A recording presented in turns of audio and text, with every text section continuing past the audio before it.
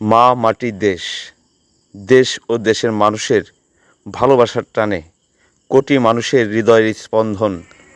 দেশরত্ন বেগম খালেদা জিয়া যখন গুলশান 2-এ আগমন। রাজবাড়ী max max সত্যের সন্ধানে রাজবাড়ী ম্যাক্স।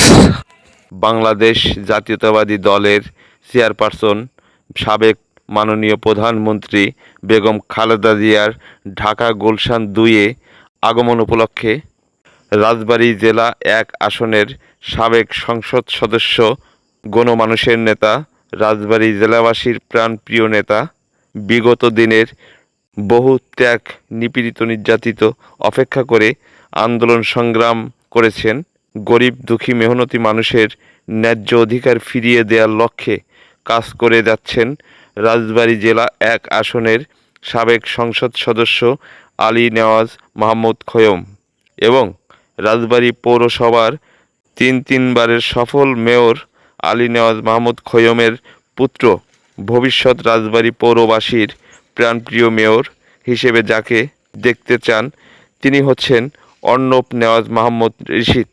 অর্ণব নেওয়াজ মাহমুদ ঋষিত রাজবাড়ীবাসীর পক্ষ থেকে দীর্ঘ প্রতীক্ষার পর মাননীয় সাবেক প্রধানমন্ত্রী বেগম